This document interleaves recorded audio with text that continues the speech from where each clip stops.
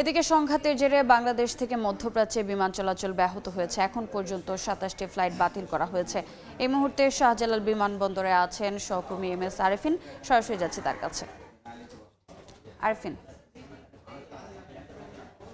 Israeli হামলার জেরে মধ্যপ্রাচ্যের আকাশসীমা যে নিরাপত্তা ঝুঁকি তৈরি হয়েছিল সেটির কারণে কিন্তু বাংলাদেশ সহ মধ্যপ্রাচ্যের বিভিন্ন দেশ থেকে কিন্তু মধ্যপ্রাচ্যগামী বিমানবন্দরগুলোতে বিমান ফ্লাইটের কিছু নির্দেশনা দেওয়া হয় এবং বেশ কিছু বিমান ফ্লাইটে কিন্তু বন্ধ ঘোষণা করা হয়। এবং একই তারই জের ধরে কিন্তু ঢাকা বিমানবন্দরে গতকাল রাত থেকে হাজার হাজার যাত্রী আটকা পড়েন। যদিও সকাল থেকে আমরা আটকা পড়ার যাত্রী খুব একটা চোখে পড়েনি, কারণ সকাল থেকেই 11টার পর থেকেই কিন্তু মধ্যপ্রাচ্যগামী সকল ফ্লাইট বন্ধ করা হয়েছিল সেগুলো কিন্তু আস্তে আস্তে চালু করার নির্দেশনা দিয়েছে বিমানবন্দর কর্তৃপক্ষ।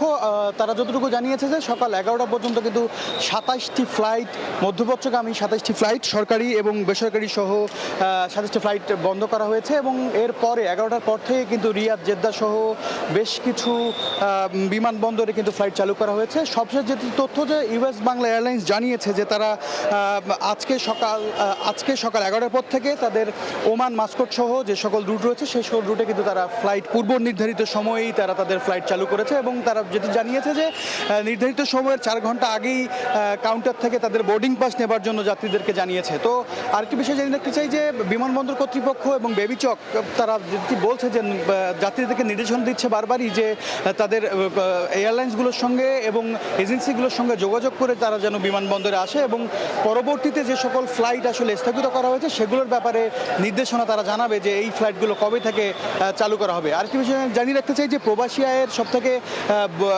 বড় অংশ কিন্তু আসে মধ্যপ্রাচ্যের দেশগুলো থেকে, কাতার, দুবাই থেকে শুরু করে বাদবাকি যে দেশগুলো রয়েছে। সো এই সব দেশে যে আতঙ্ক ছড়িয়ে পড়েছে তাতে কিন্তু প্রবাসীদের মধ্যেও এক ধরনের আতঙ্ক রয়েছে। তারা মধ্যপ্রাচ্য থেকে বাংলাদেশে আসার কিংবা বাংলাদেশ থেকে মধ্যপ্রাচ্যে যাওয়ার ব্যাপারে এক ধরনের দ্বিধাদ্বন্দ্বের মধ্যে রয়েছেন এবং তারা তাদের এয়ারলাইন্সগুলোর সঙ্গে যোগাযোগ করেও সব ধরনের সহযোগিতা পাওয়ার চেষ্টা করছেন। যদিও এয়ারলাইন্সগুলোর পক্ষ থেকে এখন পর্যন্ত স্থগিত হওয়া যে সব ফ্লাইট রয়েছে সেগুলোর ব্যাপারে কিন্তু নির্ধারিত এখন পর্যন্ত জানানো হয়নি।